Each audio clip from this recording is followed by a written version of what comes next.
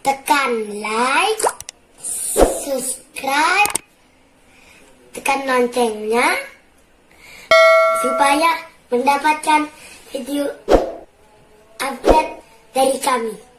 Selamat menonton. Assalamualaikum warahmatullahi wabarakatuh. Alhamdulillah wassalatu wassalamu ala Rasulullah wa ba'd. Kepada para wali calon siswa untuk santri TK di Yayasan Pendidikan dan Dakwah Islam Al-Imam Asy-Syafi'i yang sudah dinyatakan lulus, kami ucapkan selamat kepada seluruhnya, terutama kepada anak-anak kita yang sudah terpilih untuk bisa mengikuti atau untuk bisa menjadi santri yang terpilih di antara sekian banyak yang mengikuti tes belajar. Itu saya ucapkan selamat. Dan untuk itu, bagaimana untuk langkah selanjutnya? Kita perlu mengadakan sosialisasi, dan sosialisasinya kita laksanakan melalui online seperti ini. Untuk itu silahkan Bapak Ibu dengarkan, silahkan Bapak Ibu perhatikan. Kemudian kalau ada pertanyaan tentang SOP sekolah ini bisa ditanyakan langsung kepada TU, ya. Kalau memang ada yang masih kurang jelas, itu silahkan Bapak Ibu dengarkan baik-baik. Baik Bapak dan Ibu-Ibu semua, jadi ini adalah penjelasan mengenai standar operasional prosedur yang diterapkan di sekolah KIT dan prosedur daftar ulang yang insya Allah daftar ulang untuk calon wali yang ada di bawah naungan Yayasan Pendidikan dan Dakwah Islam Al-Imam Asy-Syafi'i. Baik Bapak-Bapak dan Ibu-Ibu, sebelum kita ke SOP-nya, jadi ingin kami paparkan bahwa sekolah kita di sini di TK Islam Terpadu itu alhamdulillah sudah secara legalitas itu sudah memiliki NPSN, artinya bahwa segala legalitas dari pemerintah itu sudah ada, ya. Untuk jenjang pendidikan TK, NPSN kita itu adalah 6991948, ya. Kemudian proses pembelajaran yang ada di TK, ya, itu ada istilahnya halaqah iqra dan baca, ya. Jadi ini proses pembelajarannya ini dilakukan secara individual, dilakukan tidak secara klasikal, ya. Dilakukan secara giliran. Anak-anak itu begitu datang di pagi hari, insya Allah itu datangnya jam 7.30. Kegiatan ini dimulai jam 7.30 sampai dengan jam 8. Artinya ada 30 menit yang akan dipakai untuk nanti anak secara bergiliran untuk menghadap kepada wali halaqahnya masing-masing, ya. Di wali halaqah ini, jadi masing-masing anak di dalam proses belajar yang ada di sekolah, ya, itu ada dalam setiap halaqah itu ada 12 anak maksimal, ya. Ya, kalau kurang ya bisa saja kurang, tapi kalau maksimal itu hanya 12 anak di setiap halaqahnya, ya. Nah, itu nanti akan secara bergiliran. Jadi kalau Bapak Ibu datangnya cepat dapat halaqah Iqra dan bacanya. Kemudian ada juga dinamakan dengan kelas besar. Ini proses pembelajaran yang di sekolah, ya. Ada namanya kelas besar. Kelas besar itu dia akan nanti ngumpul semua, ya. Semuanya ngumpul di sana, tempat proses untuk pembelajaran Al-Qur'an, untuk menghafalnya, untuk murajaahnya, untuk pelajaran-pelajaran din yang bersifatnya mungkin ada yel-yelnya ataupun yang lainnya. Itu setelah halaqah besar itu baru nanti akan ada pembelajaran tematik, ya. Di tematik ini sudah masuk ke dalam halaqah kecilnya atau kelas kecil, ya. Kelas kecilnya itu berbentuk halaqah-halaqah, di sana ditematikkan, dan juga dia akan belajar menghafal disesuaikan dengan apa target daripada hari itu, ya. Target dari hari itu untuk kelas TK, untuk TK itu targetnya minimal satu baris setiap hari, ya. Jadi disinilah nanti di proses yang kelas tematik ini, dia akan diramu sedemikian rupa untuk tematik ini dia belajar tematik sekaligus dia nanti juga di sana ada pembelajaran tentang hafalan Al-Qur'an dan hafalan hadis-hadis Arba'in An-Nawawi. Kemudian ada juga namanya kelas alam. Kelas alam ini biasanya kita belajarnya di luar kelas ya. Nanti bisa belajar di lingkungan sekitar, bisa melihat juga yang di jalan atau di pasar, ataupun mungkin nanti bisa di tempat-tempat industri, atau bisa juga dilakukan di tempat-tempat pertanian, peternakan, perikanan gitu kan. Tergantung dari tema yang ada pada pembelajaran itu. Nah, untuk pembelajaran ini kita desain nanti didesain sendiri sesuai dengan tema oleh gurunya masing-masing yang ada di halaqah itu. Ini proses pembelajaran di sekolah ya. Ini proses yang ada pembelajaran yang dilakukan di sekolah ya. Nah, kita juga ada proses belajar di rumah namanya ya. Di lembaga TK maupun lembaga SD, karena kita namanya proses belajar itu sepanjang masa. Jadi belajar itu tidak hanya dilakukan di sekolah saja. Karena di sekolah kalau TK itu kan dari jam 7.30 itu paling ada beberapa jam sampai jam 11 ya. Hanya itu ya. Kemudian kalau SD itu hanya beberapa jam di sekolah. Nah, lebih banyak jam anak-anak ini di rumah, gitu kan? Nah, untuk itu proses pembelajaran kita itu tidak ansih belajar di sekolah. Jadi kita itu proses belajarnya itu dilakukan di rumah juga. Ya, bagaimana proses belajar di rumah? Ya, itu kita akan lakukan setiap hari. Ya, setiap hari selama hari belajar itu tetap kita akan laksanakan setiap hari kecuali hari liburnya. Ya. Jadi hari libur kita ada hari liburnya itu hari Jumat ya. Selain itu kita akan selalu belajar di rumah maupun di sekolah maupun di rumah ya. Sehingga semboyan kita memang tiada hari tanpa belajar ya. Jadi kapan kita tidak belajar? Nah, saya sering katakan itu ke teman-teman atau ke anak-anak ya, bahwa kapan kita berhenti belajar? Nanti ketika salah satu kaki kita diinjakkan di surganya Allah Subhanahu wa taala ya. Baru di sana kita berhenti belajar. Kalau sekarang ya sampai kapanpun kita harus selalu belajar. Karena apa? Belajar kita diwajibkan untuk belajar, bukan diwajibkan untuk bisa ya. Nah, sebagaimana hadis Rasulullah SAW yaitu talabul ilmi fardhatun ala kulli muslim. Menuntut ilmu itu wajib hukumnya bagi seluruh orang Islam ya, tanpa terkecuali. Yang namanya orang Islam itu tanpa terkecuali, mau laki, perempuan, tua, kecil, yang penting dia masih hidup, maka dia wajib untuk melaksanakan belajar itu. Untuk itu, dalam rangka mengamalkan sunnah Rasulullah SAW itu, maka moto kita di Imam Syafi'i itu adalah tiada hari tanpa belajar, ya. Dalam rangka untuk ketakwaan pada Allah SWT, yaitu melaksanakan perintah Rasulullah SAW. Itu apa? Belajar, ya, talabul ilmi. Ya. Nah, untuk belajar di rumah supaya terarah, kita akan bekali anak-anak kita dengan buku kontrol hafalan dan murojaah namanya. Nah, di buku kontrol itu nanti Bapak Ibu orang tua ya, kita wajibkan ya untuk mendampingi anak-anak kita. Bukti wajibnya itu ada tanda tangan orang tua. Jadi belajar di Imam Syafi'i itu tidak seperti di sekolah-sekolah yang lain yang orang tua dengan serta-merta bisa menyerahkan anaknya untuk belajar di sekolah ya.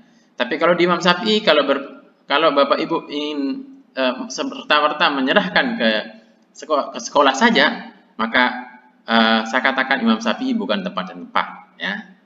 Untuk itu bisa ya, Bapak Ibu bisa konfirmasi nanti ke TU kalau memang seperti itu ya. Nah, tapi kalau Bapak Ibu siap ya untuk membimbing anak-anak itu untuk belajar di rumah, berarti Imam Syafi'i lah tempat yang tepat. Karena apa? Imam Syafi'i itu hanya sekedar wadah ya. Imam Syafi'i itu hanya sekedar wadah yang akan membantu Bapak Ibu untuk mengajarkan anak-anak itu. Karena apa? Anak-anak itu sebenarnya kalau kita lihat itu adalah bagian dari tanggung jawab orang tua. Kenapa? Kenapa saya katakan seperti itu? Yang menjadi yang punya kewajiban yang betul-betul kewajiban, ya, kewajiban yang sangat besar itu ada di masing-masing orang tua untuk mendidik anaknya sampai dia balik, ya. Mendidik anak itu sampai dia balik itu adalah kewajiban orang tua. Jadi sekolah dalam hal ini adalah wadah yang akan membantu terselenggaranya kewajiban orang tua, ya. Jadi kita bersinergi dalam hari ini. Kalau tidak bisa bersinergi, jadi bukan Imam Syafi'i bukan tempat yang tepat untuk anak-anak dan untuk anak-anak kita, anak-anak Bapak Ibu untuk belajar, ya. Karena kita ingin Imam Syafi'i itu menjadi wadah, menjadi media atau menjadi pelengkap yang akan membantu kewajiban, tugas dan kewajiban bapak-bapak dan ibu-ibu selaku orang tua yang akan punya kewajiban untuk mendidik. Karena apa? Yang akan dimintai pertanggungjawaban nanti itu adalah bapak ibu sendiri. Itulah yang akan dimintai pertanggungjawaban. Karena apa? Dikatakan kullukum ra'in wa kullukum mas'ulun an ra'iyatih. Setiap kita itu adalah pemimpin, ya. Dan setiap pemimpin itu akan dimintai pertanggungjawaban terhadap apa yang dipimpin. Keluarga dipimpin oleh kepala keluarga, ya. Kalaupun kita tidak memiliki pemimpin, paling tidak kita akan menjadi pemimpin untuk diri kita sendiri. Sehingga kita akan dimintai pertanggungjawaban tentang apa yang kita lakukan.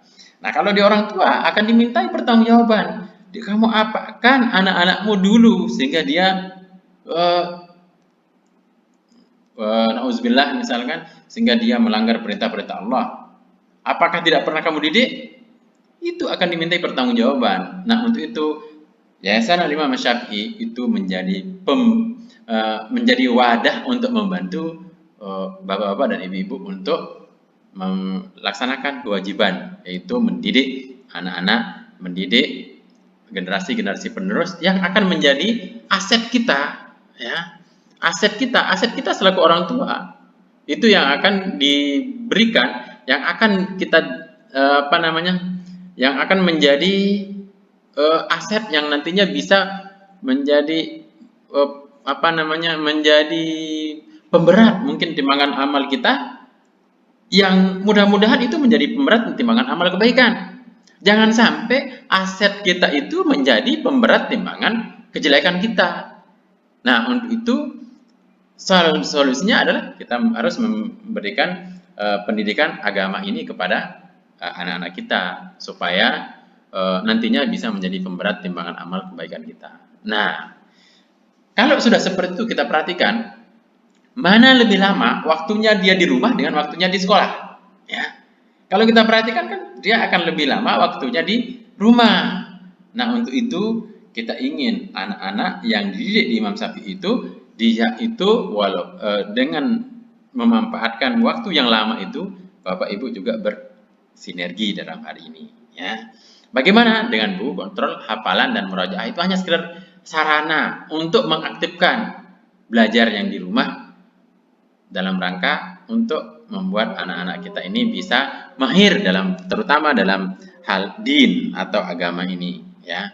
Baik itu dari hafalan maupun pelajaran-pelajaran agama yang lainnya. Nah, kemudian juga nanti akan diberikan tugas-tugas, ya. Tugas-tugas itu berupa mungkin di buku tematiknya, mungkin di buku yang lainnya, buku agamanya, mungkin buku bahasa Arabnya. Nah, tugas-tugas itu pun kami berharap orang tua tidak tinggal diam. Nah, kenapa? Bagaimanapun itu, seperti yang saya katakan tadi, anak itu akan tidak bisa kami kontrol dari rumah. Tidak bisa seperti kita meremot dari jauh, itu tidak bisa, ya. Yang bisa mengontrol itu adalah bapak ibu di rumah. Jadi keberlangsungan dan keberhasilan pendidikan di rumah itu sangat tergantung dari kontrol dari Bapak dan Ibu.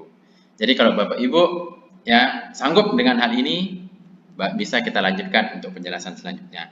Tapi kalau Bapak Ibu tidak sanggup untuk mengontrol anak di rumah, silahkan, tidak perlu lanjutkan penjelasan ini, cukup sampai di sini penjelasannya dan Bapak Ibu lapor ke TU tidak sanggup, ya. Demikian, supaya kita tidak terlalu panjang lebar, oke? Nah, kalau Bapak Ibu sanggup, kita lanjutkan. Dan saya yakin Bapak Ibu sanggup untuk melaksanakan hal itu, karena itu adalah kewajiban dari kita semua selaku orang tua, ya. Lanjut. Kemudian ada juga sesinya nanti akan belajar di rumah pada hari-hari tertentu. Nah, belajar di rumah pada hari-hari tertentu ini dia akan selamanya di rumah. Kalau yang poin pertama ya dan kedua ini menggunakan buku kontrol hafalan ini, dia mungkin di sekolah dia belajar, di rumah juga dia belajar. Nah, di sekolah di hari-hari tertentu. Tapi ada nanti saatnya mungkin ketika di sekolah misalkan taruhlah mungkin kita memiliki kegiatan di sekolah yang harus membuat anak-anak itu belajar di rumah ya sepanjang hari ya. Nah, ini belajar di rumah pada hari itu kita lakukan. Sebuah contoh ketika terjadi wabah COVID-19 yang sekarang kita hadapi, ini hampir setiap hari-harinya itu belajar di rumah ya. Nah, ini juga proses belajar ya. Jadi yang seperti ini anak-anak kita akan sertai dengan tugas belajar, kemudian panduan belajar dan juga tutorial-tutorialnya yang kita berikan melalui media apa saja yang bisa ya, termasuk media YouTube yang sekarang lagi populer atau juga media-media sosial seperti WhatsApp, Telegram, kemudian Instagram ataupun yang lainnya yang intinya pembelajaran itu akan bisa tersampaikan ya. Jadi itu akan dilaksanakan di rumah sepanjang hari ya. Kemudian ada juga belajar di rumah sepanjang hari itu maksudnya seperti yang kondisi kita yang sekarang ini ya, belajar di rumah sepanjang. Nah, sekarang saya akan masuk ke dalam SOP kehadiran, standar operasional prosedur. Tapi sebelum masuk ke dalam SOP kehadiran, perlu kita lihat dulu. Saya jelaskan sedikit ya. Untuk waktu belajar TK ya, ini pertama Iqra dan baca Latin secara mandiri itu dilakukan dari jam 7.30 sampai jam 8. Kemudian halaqah besar ini dengan tematik ini itu dilakukan sampai dengan jam 11.00 ya. Nanti kalau kegiatan lapangan ini biasanya kita lakukan itu tidak tetap ya. Itu kondisional saja, kondisional tergantung dari tema yang dilakukan pada saat itu ya. Jadi yang rutin itu adalah dari jam 7.30 mulai belajarnya sampai dengan jam 11.00 ya. Jadi kapan jemputnya? Jemputnya jam 11 itu, setelah jam 11 misalkan ya. Nah, baik, itu mengenai waktu belajar. Nah, baru kita akan lanjut ke dalam SOP kehadiran siswa atau standar operasional prosedur kehadiran siswa. Mengenai SOP ini, tolong betul-betul diperhatikan, tolong betul-betul Bapak Ibu pahami apa SOP dari SOP yang ada ini, mulai dari SOP nanti akan saya jelaskan satu persatu, SOP kehadiran siswa, SOP kepulangan, SOP ketidakhadiran, ya. Nah, ini yang terutama yang ini yang perlu kami tekankan untuk Bapak Ibu perhatikan, ya. Nah, bila perlu, kalau Bapak Ibu belum dengan sekali melihat ini belum begitu memahaminya atau masih ada yang kurang paham dengan SOP ini, silahkan Ibu ulang-ulang video ini ya. Silahkan Ibu ulang-ulang penjelasan ini boleh ya. Karena kalau penjelasan secara langsung Bapak Ibu suruh saya ngulang sampai 5 kali mungkin masih saya senyum. Tapi kalau disuruh ngulang sampai 100 kali ya mungkin bisa berubah mungkin suaranya ya. Tapi kalau rekaman ini Bapak Ibu suruh ulang sampai 1000 kali pun dia akan tetap ya. Jadi sampai Bapak Ibu paham sampai Bapak Ibu mengerti betul satu pemahaman tentang SOP ini, baru Bapak Ibu menyelesaikannya, dan juga baru nanti Bapak Ibu rundingkan ya. Bahkan sebaiknya kalau melihat ini sebaiknya bersama anak, bersama ibu dan bapak ya. Jadi dilihat bersama-sama supaya kita sama-sama paham ya. Baik, kita akan lanjutkan. Yang pertama ya, hadir di sekolah 15 menit sebelum bel berbunyi. Jadi bel berbunyi itu untuk TK itu kita akan bunyikan itu belnya itu jam 8 kurang 5 menit ya. Atau pokoknya antara jam 8 5 menit sampai jam 8 itu belnya akan dibunyikan untuk yang TK. Sedangkan untuk yang SD itu jam 7 lewat 10 itu kita bunyikan ya.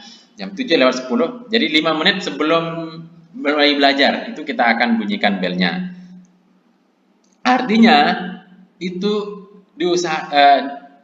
kalau kita mulai jam 7.15 berarti belnya akan dibunyikan jam 7.10. Nah, untuk itu dipastikan dia sudah hadir ya, dipastikan sudah hadir dulu di sekolah minimal maksimal jam 7 lah. Jam 7 sudah hadir. Karena apa? Ada prosesi sebelum itu, ada yang dilakukan, yaitu mengisi daftar hadir berupa fingerprint ya. Dia akan mengisi daftar hadir langsung fingerprint ya. Begitu dia fingerprint, kalau sistemnya sedang on, berarti begitu fingerprint nanti akan terlaporkan kehadiran anak-anak kita jam berapa, akan langsung terlaporkan kepada HP Bapak Ibu yang sudah terdaftar di sistem Jibas kita ya. Itu kalau Bapak Ibu yang memiliki WhatsApp ya. Tapi kalau tidak ada ya berarti tidak terlaporkan ya. Ini ketika sedang normal. Tapi kalau sedang corona seperti ini, jadi belajarnya di rumah tidak dilakukan seperti ini ya. Tidak perlu fingerprint ya. Nah, kalau misalkan listriknya mati, nah itu nanti akan dilakukan oleh guru atau wali kelas yang bersangkutan di masing-masing kelasnya. Kemudian datang ke sekolah dalam keadaan berwudu. Nah, ini yang sangat penting. Jadi kita betul-betul mempersiapkan anak-anak itu untuk belajar menghafal Al-Quran, belajar agama itu dengan keadaan suci ya. Sehingga dari rumah diupayakan, dari rumah itu sudah betul-betul sudah mungkin berwudu dulu, karena kalau dia harus berwudu di sini memang kita sediakan di sekolah, memang kita sudah sediakan tempat wudu di masing-masing kelas. Itu ada tempat wudunya, ada toiletnya di masing-masing kelas ya. Kemudian di luar juga sudah kita sediakan banyak. Akan tetapi itu akan sangat menghambat, sangat lambat jadinya ketika harus misalkan antri banyak ya, ada 200-an atau 300-an yang harus antri ya. Itu pun akan memakan waktu yang lumayan banyak. Untuk itu diharapkan ini Bapak Ibu sudah mempersiapkan anak kita, dia dalam keadaan sudah berwudu. Kecuali kalau sudah berwudu kemudian dia batal ya, nah, lebih sedikit yang akan antri ya. Kemudian yang selanjutnya, siswa harus membawa perlengkapan belajar sesuai dengan jadwal pelajaran yang telah ditentukan. Jangan sampai nanti dia datang ke sekolah, dia hanya bawa dirinya ya, atau dia bawa tas tapi tasnya kosong. Nah, ini sering guru-guru kami mengeluh ya. Siswa itu datang ke sekolah bawa tas bagus-bagus tapi tasnya tidak ada isinya ya. Nah, kalau yang di TK itu kita memang untuk mengantisipasi seperti ini, kita ada peralatan belajar yang nantinya itu ditinggalkan di sekolah ya. Peralatan belajar kalau saat itu anak-anak kita lupa ya. Tapi kalau SD tidak ada ya. Jadi SD pastikan mereka sudah membawa alat atau perlengkapan belajar yang sesuai dengan jadwal pada saat itu. Kemudian siswa yang tidak masuk harus memberikan keterangan kepada pihak sekolah melalui surat, telepon, SMS, atau orang tua datang langsung memberitahu ya. Ini kalau dia tidak hadir. Jadi tidak hadir bukan mestinya harus begitu mau tidak hadir langsung menghilang ya. Kemudian selanjutnya, siswa yang terlambat harus melaporkan alasan keterlambatan kepada guru piket atau kepada TU dan diberi sanksi. Sanksinya ya insya Allah sanksi yang mendidik ya. Jadi kita di sekolah ini sangat mengecam bahwa kita punya prinsip di sini bahwa sanksi yang diberikan itu adalah sanksi yang mendidik, bukan sanksi yang berupa kekerasan ya. Jadi kami di sekolah ini sangat kita tekankan kepada seluruh guru-guru, seluruh PTK, seluruh pendidik dan tenaga kependidikan bahwa kita tidak memberlakukan sanksi yang kekerasan ya. Apalagi sampai terjadi pemukulan atau apa ya, itu sangat kami hindari dan sangat dilarang keras untuk melakukan hal seperti itu ya. Kemudian siswa yang datang dengan cara diantar, ya, batas pengantaran sampai pada batas yang telah ditentukan sekolah, ya. Jadi diantarnya ini jangan sampai diantarnya langsung sampai ke dalam kelas, ya, kecuali hal-hal tertentu mungkin, ya. Tapi biasanya kita hanya antarnya sampai kepada karena kita tidak memiliki gerbang, jadi batasnya itu yang di dekat depan masjid, ya. Jadi begitu diantar, diserahkan, serah terima, mungkin ketemu sama gurunya, ya, kemudian balik, ya. Jadi tidak ditunggu, ya. Nah, siswa baru, ini khusus untuk siswa baru yang masih ditunggu oleh orang tua, itu kita untuk awal-awal yang pertama kelas TK, ya, ini dan SD kelas 1, ya, itu ya kita masih berikan toleransi, ya. Tapi toleransinya hanya 30 hari dari hari pertama masuk sekolah, ya. Nah, selanjutnya apabila melewati batas hari yang telah ditentukan, anak masih belum bisa ditinggal, orang tua itu dipersilahkan menunggu di luar area sekolah, ya. Ini dalam rangka untuk melatih kemandirian anak kita, ya, bukan untuk menghukum orang tua gitu kan, tapi ini adalah dalam rangka untuk kita melatih kemandirian anak-anak kita, ya. Itu mengenai kedatangan, ya. Sedangkan SOP yang kedua yaitu standar operasional prosedur kepulangan siswa. Bagaimana kepulangannya? Siswa pulang sebagaimana jadwal kegiatan pembelajaran yang telah ditetapkan oleh sekolah. Ya, tadi sudah kita jelaskan bahwa jadwal TK pulangnya jam 11, jadwal SD yang pagi pulangnya jam 13.30, jadwal pulang SD yang sore itu jam 17.45, ya. Jadi kalau yang dijemput silahkan menjemputnya pada jam tersebut, ya. Kemudian siswa yang belum dijemput, batas toleransi waktu penjemputan 15 menit setelah jadwal pembelajaran berakhir. Jadi kalau pulangnya 13.30, kita masih menunggunya, gurunya akan menunggu sampai jam 13.45, ya. Nah, setelah itu, ya, Bapak masih belum menjemput juga, ya. Berarti itu ketika terjadi apa-apa, ya, misalkan terjadi hal-hal yang tidak kita inginkan, Bapak dipastikan jangan sampai menuntut sekolah, ya, karena kita dari awal sudah katakan bahwa kita memberikan toleransi penjemputan itu 15 menit setelah jadwal pembelajaran berakhir. Untuk itu, saya harapkan, saya tekankan di sini bahwa penjemputan itu bagi anak-anak kita yang jauh, rumahnya jauh, mungkin ada di Ampenan, mungkin ada di Lombok Tengah, ada di Gerung misalkan, ya, rumahnya, jangan sampai dijemput itu sampai jauh waktunya, ya, kasihan anak kita, ya. Nah, untuk itu datanglah, mungkin datang sebelum waktunya pulang boleh, ya, ikut murojaah di sini, ya, itu. Kemudian kepulangan yang tidak sesuai dengan jadwal kegiatan pembelajaran atau ini sekolah akan memberitahu kepada siswa atau orang tua minimal sehari sebelumnya, ya. Jadi misalkan besok hari Senin ini, sekarang hari Ahad, misalkan hari Senin besok kita akan belajarnya sampai jam 10 misalkan, ya. Nah, itu kita akan informasikan. Minimal 1 hari sebelumnya kita akan informasikan. Tapi kalau saat ini tidak ada informasi seperti itu, jadi kalau terjadi misalkan harus dipulangkan siswa, ya kita akan melakukan menelpon atau menghubungi nomor-nomor yang sudah ada tertera di sekolah. Nah, kalau pemberitahuan seperti ini biasanya kita akan beritahu melalui anak-anak kita, ya, akan kita beritahu melalui anak, dan juga kita biasanya memberitahu melalui pesan dari WhatsApp, ya, atau pesan dari SMS, ya.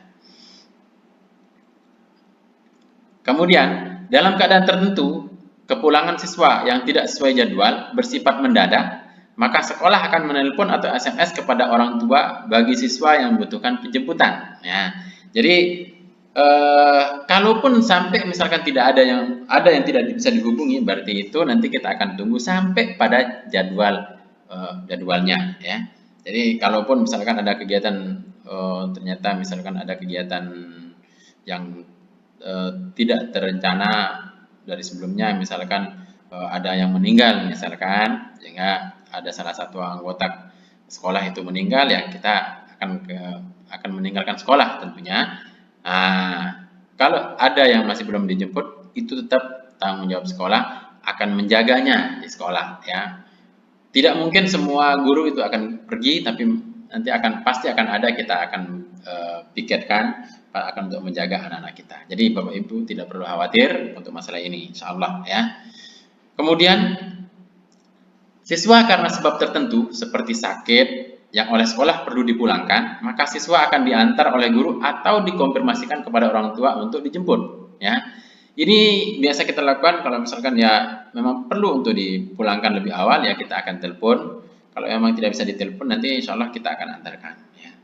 Kemudian siswa yang dijemput karena ada keperluan untuk pulang atau untuk sementara, ya. Penjemput harus ini pulang terus atau mungkin hanya pulang sebentar, ya, itu maksudnya. Penjemput harus minta izin kepada wali kelas atau guru yang memberikan pembelajaran pada saat itu dan mengisi format perizinan yang disiapkan sekolah. Artinya apa? Kalaupun Bapak Ibu mungkin mau mengajaknya pulang sebentar, mungkin sekitar setengah jam, mungkin mau diajak pulang, jangan sampai tanpa pemberitahuan, karena kita nanti apalagi sekarang maraknya penculikan anak di mana-mana itu, jangan sampai terjadi seperti itu. Nah, sehingga kita bisa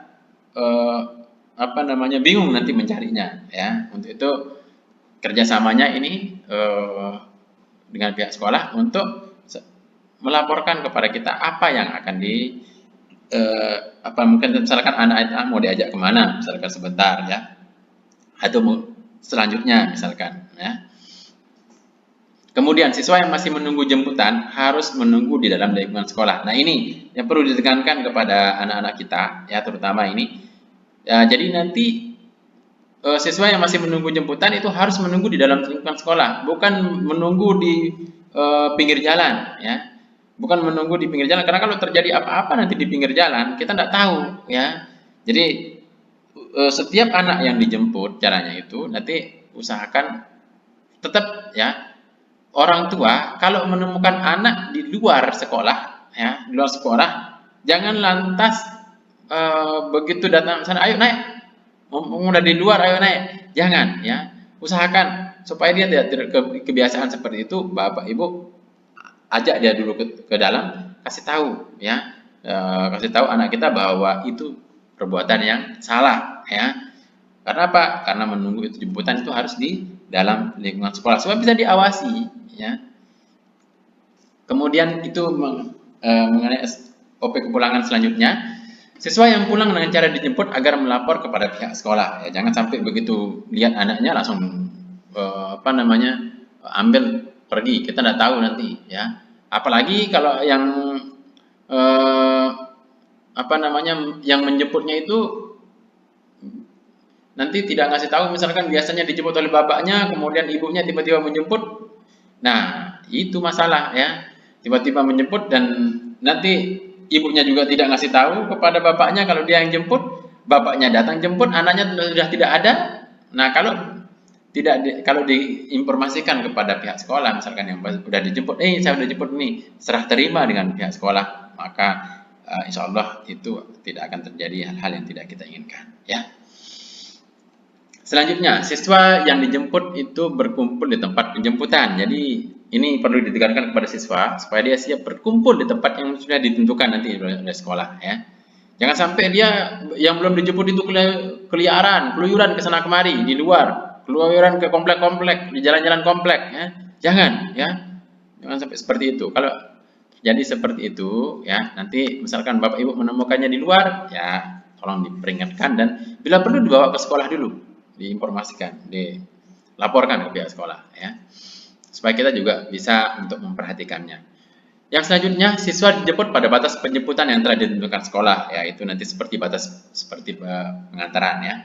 Kemudian penjemput harus menandatangani buku penjemputan sebelum membawa anak dari sekolah ya. Jadi nanti kita sudah akan siapkan buku penjemputan atau serah terima dengan wali kelasnya ya. Paling tidak di sana mungkin kalau memang ada yang perlu ditanyakan di sana bincang-bincang mungkin bisa ditanyakan sekilas atau apa ya, bisa dimanfaatkan yang 1-2 menit untuk bertemu atau sekedar untuk serah terima dengan dengan wali kelasnya ya. Kemudian orang tua harus konfirmasi ke sekolah jika siswa dijemput oleh selain penjemputnya. Ini yang terutama ya. Jangan sampai nanti dijemput oleh Gojek terus dia tidak orang tua tidak konfirmasi ya. Atau kalau Gojek yang jemput ya, atau kalau Gojek yang jemput atas perintah bapak misalkan atau ibu ya, tapi orang lain yang menjemput yang bukan atas perintah bapak dan ibu, ya itu jadi berabe ya. Jadi kita tidak akan memberikan anak itu dijemput kalau tidak dijemput oleh yang bukan penjemputnya yang biasa kalau tidak ada konfirmasi dari orang tua ya. Kemudian petugas penyerahan anak adalah petugas yang telah ditentukan sekolah dibantu oleh guru piket harian ya. Itu kita adalah petugas serah terima anak itu nanti ada guru piket, ada juga dengan wali kelas ya. Nah, bagaimana kalau anak tidak hadir? Ini ada SOP-nya juga. Yang pertama, siswa diperbolehkan tidak hadir apabila benar-benar sakit ya. Jangan sakit yang dibuat-buat ya. Benar-benar sakit atau keperluan keluarga yang sangat penting dan orang tua menyampaikan izin secara langsung atau tertulis kepada pihak sekolah. Jadi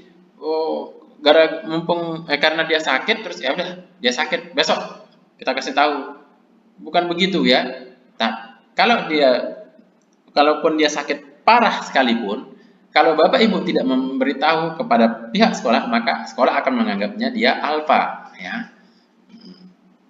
Nah untuk itu apapun itu harus diberitahukan kepada pihak sekolah ya.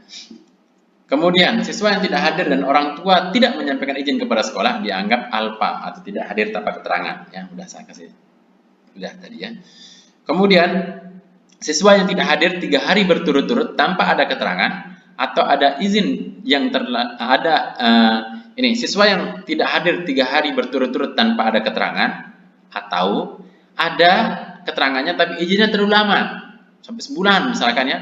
Pihak sekolah akan menghubungi orang tua atau baliknya untuk melakukan konfirmasi. Ya, itu akan kita lakukan. Nomor D, siswa sebagaimana di atas, bila orang tua atau wali tidak dapat dihubungi, setelah dikonfirmasi beberapa kali dan tidak ada perkembangan, maka sekolah menganggap orang tua telah mengambil kembali putranya dan siswa dinyatakan nonaktif dari sekolah. Ya, ini tentu sekali setelah kita coba hubungi, kemudian dia tidak ada mengangkat, tidak ada bagaimana, tidak bisa dihubungi, mungkin kita coba melalui tetangga atau mungkin teman-temannya juga tidak bisa ya, dengan sangat terpaksa tempat itu akan digantikan oleh yang lain kalau sedang waktu itu ada yang mau pindah misalkan ya. Nah, kemudian itu SOP yang berkenaan dengan siswa ya. Siswa itu ada kedatangan, ada kepulangan dan ada juga ketidakhadiran. Selanjutnya ada partisipasi orang tua di sini yang wajib dan ini kita buatkan absen dan kita buatkan laporan nanti di akhir semester itu kita akan memberikan di akhir tahun kita akan berikan penghargaan kepada wali-wali ya yang selalu taat dan mengikuti peraturan terutama ya untuk mengadakan pengajian dan rapat wali bulanan ya. Jadi pengajian kita laksanakan ini bulanan ya. Biasanya kita lakukan pada hari Ahad pekan terakhir setiap bulannya. Jadi ini dilakukan pengajian yang akan dibahas adalah kitab tauhid ya. Yang sekarang itu berlanjut ya sampai akan selesai nanti kitab tauhidnya. Kitab tauhid itu akan dibahas oleh asatizah itu secara bergiliran ya. Namun akan berkelanjutan ya. Itu dia laksanakan setiap hari Ahad. Jadi siapa yang bisa hadir? Ini yang boleh hadir di sini adalah orang tua, ibu dan bapak. Nah, orang tua dari anak, ibu dan bapak. Kemudian boleh juga mengajak adiknya, kakaknya, siapa yang ada di rumah boleh diajak untuk ikut pengajian dan rapat bulanan ini, ya. Karena apa? Memang ini kita peruntukkan supaya seimbang, anak juga dapat belajar, anak belajar, orang tua juga bisa belajar, ya. Sehingga kewajiban belajar itu seperti yang dikatakan, kewajiban belajar tiada hari tanpa belajar, itu kita bisa laksanakan. Minimal untuk orang tua itu bisa sekali dalam 1 bulan, ya. Kemudian di sini berisi juga pengarahan dan informasi-informasi sekolah seputar sekolah lah, pengarahan dari kepala sekolah, pengarahan dari yayasan, gitu kan. Nanti akan disampaikan pada saat seperti ini. Kemudian kita juga dalam forum seperti ini ada mungkin masukan-masukan, saran, boleh disampaikan pada saat itu, ya. Kemudian yang tidak kalah pentingnya itu adalah kita pembagian rapat bulanan itu untuk berdiskusi dengan wali kelas. Apa yang didiskusikan? Ini nanti didiskusikan dengan wali kelas akan menginformasikan perkembangannya mungkin spesifik kepada orang-orang tertentu atau secara umum, ya. Nah, bisa juga orang tua ini bertanya, ya, sekaligus mungkin nanti kita akan berikan, karena kita berikan raport 1 bulan, ya, nanti di raport itu, ya, akan tertulis, ya. Tertulisnya bagaimana? Semua yang dilakukan pada 1 bulan itu akan tertulis, ada nilainya apa misalkan. Nah, kalau ujian itu kita akan tulis, dan kalau yang tidak ikut ujian berarti nilainya tidak ada, ya.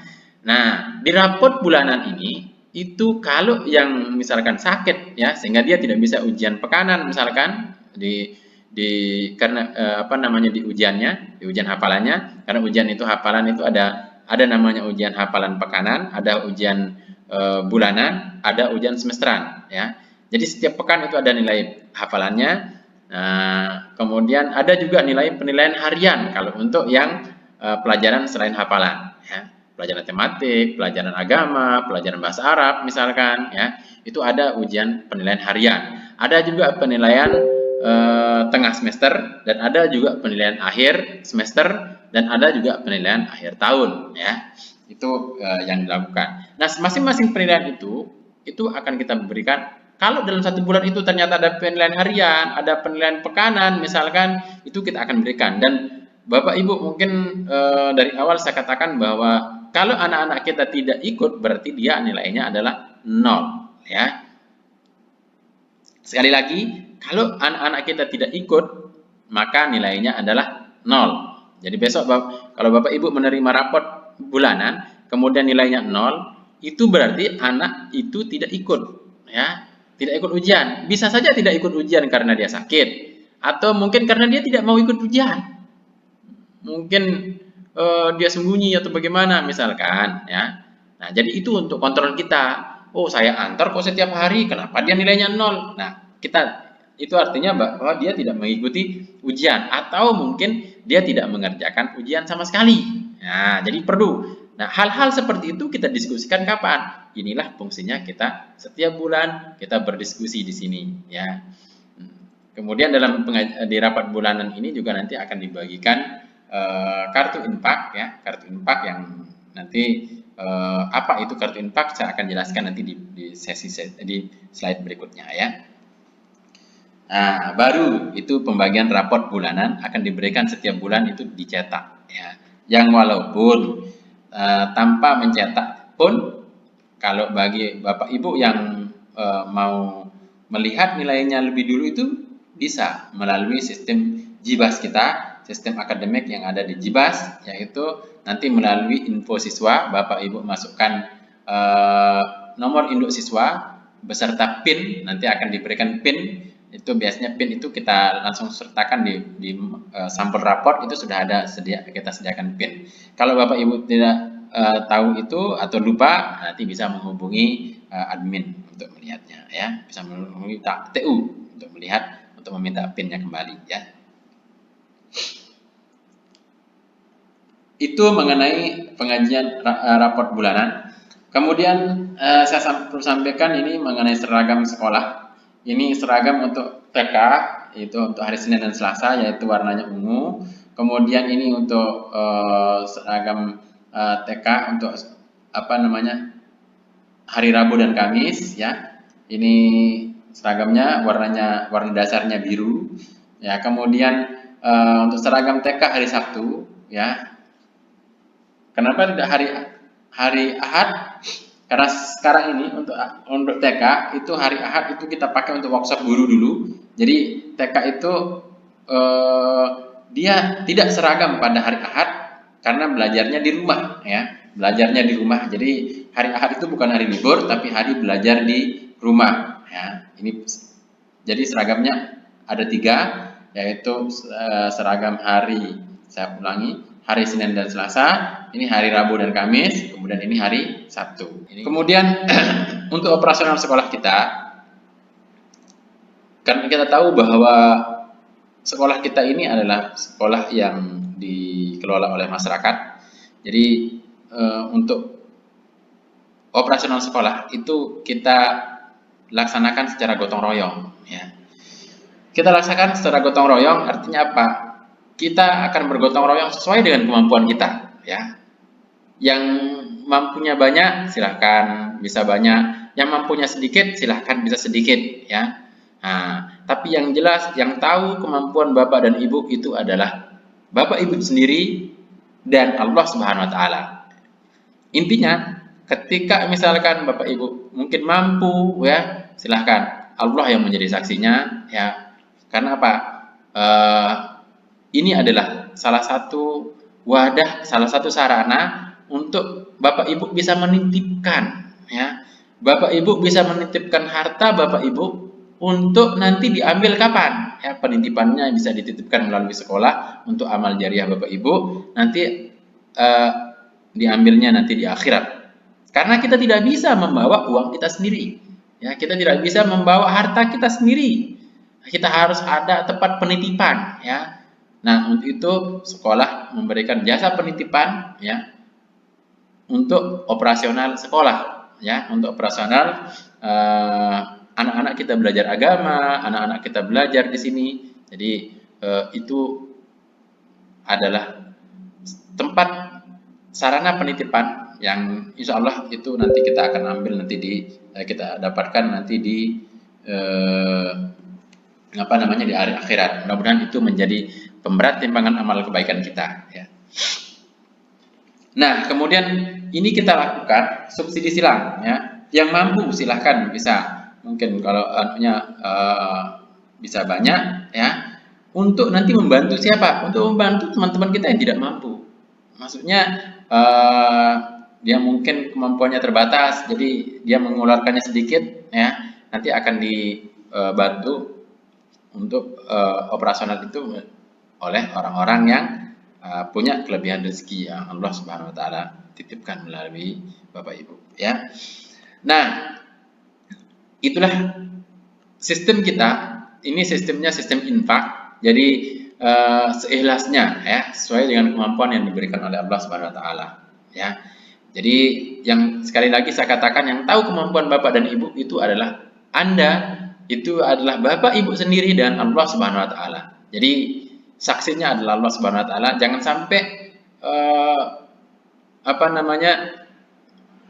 ketika Bapak Ibu mampu mengeluarkan banyak, ya, tapi Bapak Ibu mungkin bakhil atau mungkin karena sayang terhadap hartanya sehingga cara menyayanginya yang salah, ya.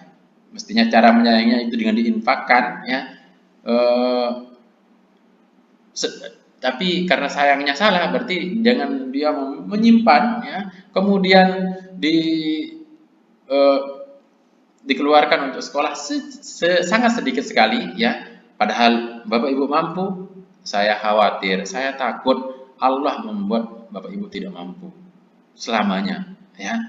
Nah, kalau misalkan tidak mampu, kemudian berusaha semaksimal mungkin untuk mengeluarkan untuk pihak sekolah, ya, untuk amal jariah Bapak Ibu sendiri ke sekolah nanti. Nah, mudah-mudahan itu adalah doa, bagian dari doa kita, bagian dari yang bisa kita juga pergunakan untuk tawasul kita kepada Allah, untuk berdoa meminta kelebihan rezeki yang lainnya, ya. Nah, sistemnya itu adalah sistem infak bulanan. Jadi kita sekolah Islam terpadu, yang mana sekolah Islam terpadu ini kita tidak untuk hanya orang-orang kaya saja, atau tidak untuk hanya orang-orang miskin saja, atau tidak untuk kalangan tertentu saja, ya. Nah, untuk itu apa? Supaya bisa semua, kita mohon kerelaan dari bapak-bapak yang punya kelebihan harta untuk membantu, saling membantu di sini. Nah, bagaimana modelnya? Nanti setiap bagi raport itu kita akan berikan kartu infak bulanan namanya. Itu kita akan bagikan. Kemudian itu yang akan dipakai untuk catatan, untuk dikembalikan nanti kepada kasir kita, ya, pada kasir nanti atau di bagian administrasi. Karena apa? Nanti di formulir kita akan membagikan formulir juga, formulir infak itu ada tanggal kesanggupan, ya. Misalkan sanggup membayar seperti apa, nanti akan saya jelaskan setelah ini, ya. Kemudian di sini saya katakan, saya pisahkan ini, akad infak itu adalah akad dengan Allah Subhanahu wa taala yang ditulis di dalam formulir infak. Formulirnya seperti ini, ya. Saya jelaskan sedikit untuk formulir ini. Misalkan saya bertandangan di bawah ini, nanti Bapak Ibu tulis nama Bapak Ibu, kemudian alamat, wali dari, nah di sini tulis nama anaknya, anak siapa, mungkin Ahmad misalkan, ya. Jenjang pendidikan di sini ditulis TK atau SD, ya. Bersedia berinfak kepada sekolah Imam Syafi'i demi kelancaran jalannya pendidikan pada lembaga ini sejumlah berapa, ya. Mungkin 200.000 kah, 500.000 kah, ya. Nanti Bapak Ibu tulis rupiahnya, angkanya, kemudian tulis, misalkan di sini tulisnya 100.000.000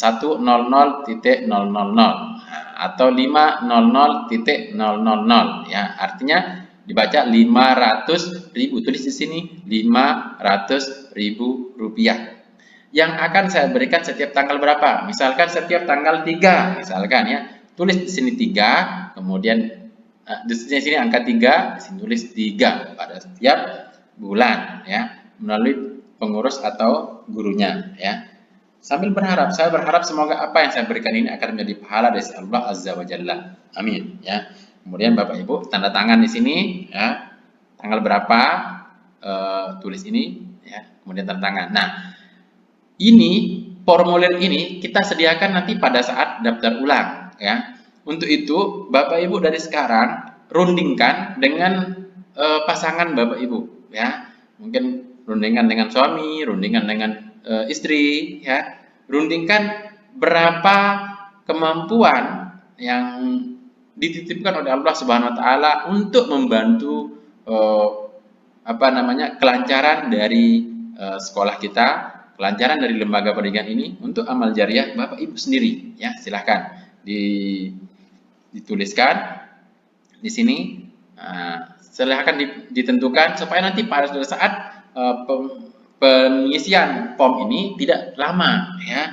Karena kita tahu bahwa situasi kita saat ini adalah situasi sedang COVID-19, jadi kita perlu cepat-cepat, ya. Nah, kemudian kalau nanti ada pertanyaan mengenai ini, silahkan Bapak Ibu ulang-ulang sedikit di sini kalau memang belum jelas, nanti bisa ditanyakan pada saat melakukan pendaftaran ulang, ya, sesuai dengan jadwal yang akan kita berikan. Kemudian ada juga surat pernyataan orang tua, ya. Ini dibuat dengan sukarela tanpa ada paksaan, ya. Nah, ini mengenai apa surat pernyataannya? Sekarang saya akan lihatkan juga, ya.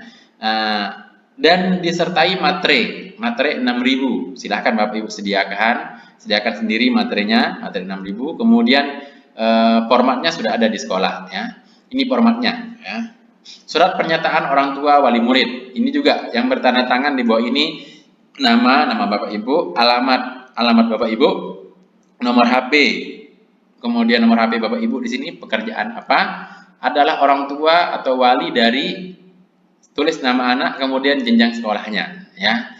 Dengan ini menyatakan, ya, pertama, telah memahami dengan baik SOP sekolah yang telah dijelaskan melalui sosialisasi dengan media YouTube dan bersedia untuk tunduk terhadap aturan itu dan segala konsekuensinya. Nah, maksudnya SOP yang Bapak Ibu tonton sekarang inilah itu yang maksudnya, ya. SOP itu adalah yang Bapak Ibu tonton. Kalau Bapak Ibu belum paham, Bapak Ibu ulangi dari awal, ya. Bapak Ibu ulangi lagi sampai betul-betul paham, sampai betul-betul mengerti dan yakin, baru Bapak Ibu tanda tangan surat pernyataan ini, ya. Kalau belum paham juga silahkan ulangi lagi, ya. Bisa dilompat-lompat kan kalau memang di mana posisinya yang belum paham. Kemudian yang kedua, bersedia membimbing dan mengawasi siswa tersebut untuk mematuhi peraturan dan tata tertib sekolah, ya. Yang ketiga, bersedia mengantar dan menjemput siswa berdasarkan waktu yang telah ditentukan. Yang keempat, bersedia mengikuti semua ketentuan yang berlaku di sekolah. Yang kelima, apabila saya tidak membimbing dan mengawasi sehingga siswa tersebut tidak mentaati semua ketentuan yang telah ditentukan di sekolah, saya tidak keberatan siswa tersebut di atas menerima segala sanksi yang telah ditetapkan oleh pihak sekolah. Ya, silakan. Kemudian Bapak Ibu tulis tanggalnya, tanggal berapa, tulis nama di bawah, tempel materinya, kemudian tanda tangan. Ya, demikian penjelasan mengenai pernyataan orang tua. Ya. Selanjutnya kita akan melanjutkan ke dalam ketentuan daftar ulang, ya.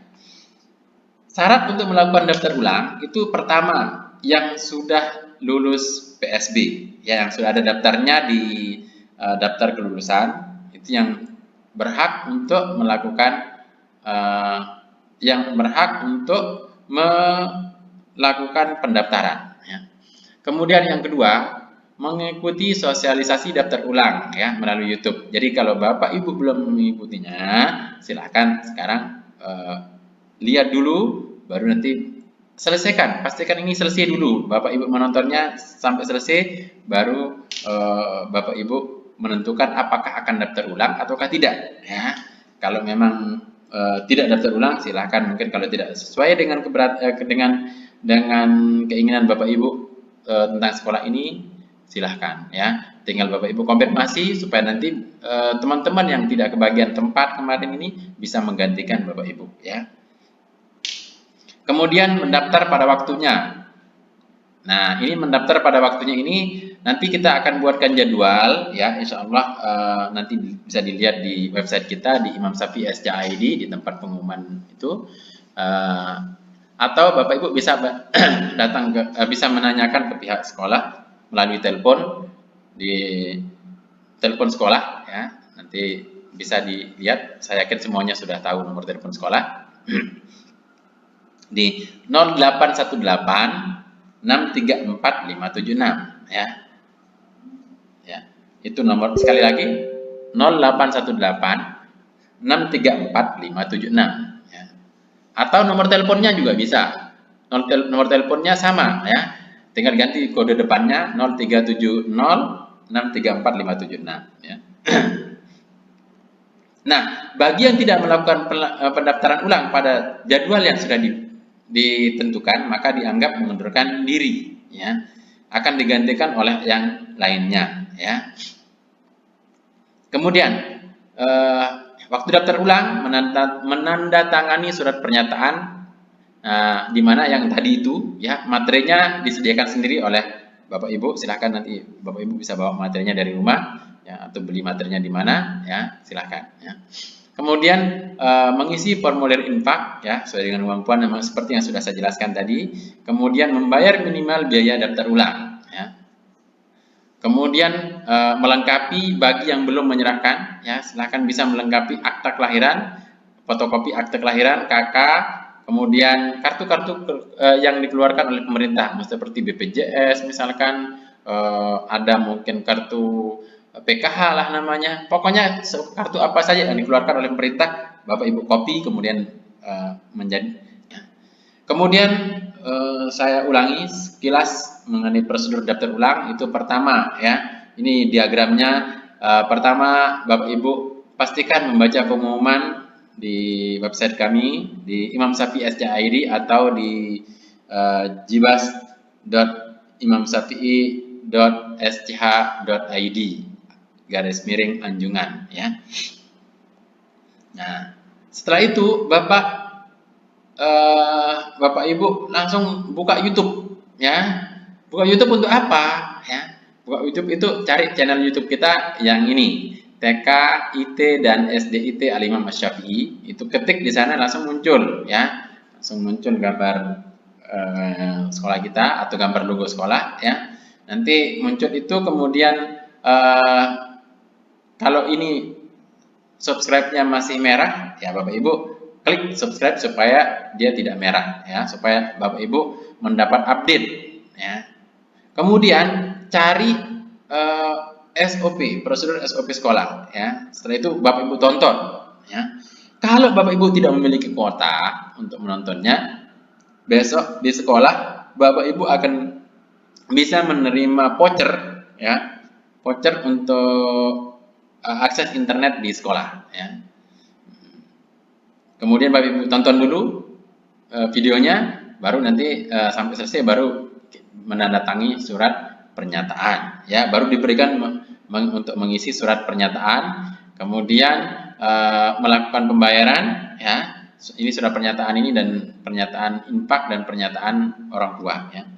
Melakukan pembayaran ini bisa dilakukan melalui tunai atau juga bisa melalui transfer. Nanti kalau transfer kemana? Nanti bisa ditanyakan pada saat pendaftaran ya. Kemudian baru melakukan pengukuran pakaian ya.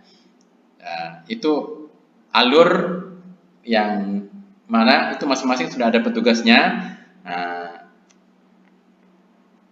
Waktu mengisi surat pernyataan, Bapak Ibu sekaligus menyerahkan dengan akte dan KK bagi yang belum ya. Nanti untuk konfirmasi data apa di sini. Jadi petugasnya ini ada 1, 2, 3. Ada 3 pintu nanti yang akan Bapak Ibu lalui ya, untuk mengisi surat pernyataan, pintu untuk melakukan pembayaran, pintu untuk pengukuran pakaian ya. Demikian. Informasi lebih jelas nanti bisa Bapak Ibu lihat di Jibas Imam Syafi'i SCID ya, atau Imam Syafi'i SCID saja ya, tanpa Jibas ya. Tanpa Jibas ketik Imam Syafi'i SCID atau jibas.imamsyafi'i.sch.id. Seperti ini tampilannya.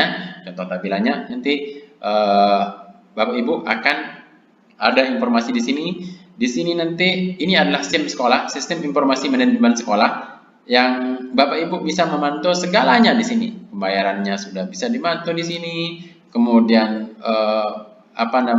nilai anak-anak bisa dilihat di sini, perkembangan nanti anak-anaknya bisa, datanya anak-anak bisa, tapi khusus untuk anak Bapak Ibu sendiri. Nah, bisa melihat yang lain. Itulah fungsi dari PIN yang sudah diberikan ya. Mohon PIN itu jangan sampai dilupakan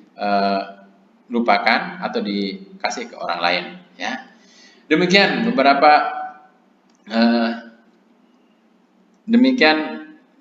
beberapa prosedur, beberapa penjelasan yang perlu kami jelaskan.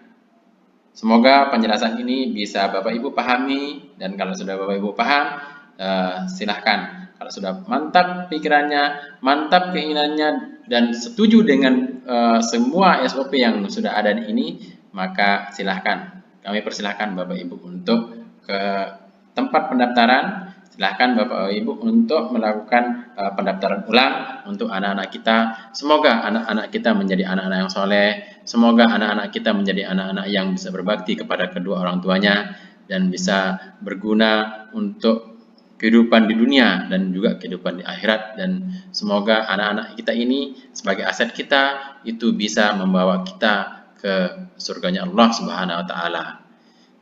Dan untuk itu, kalau ada kata-kata yang kurang jelas atau kata-kata yang salah, saya mohon maaf atas penyampaian ini.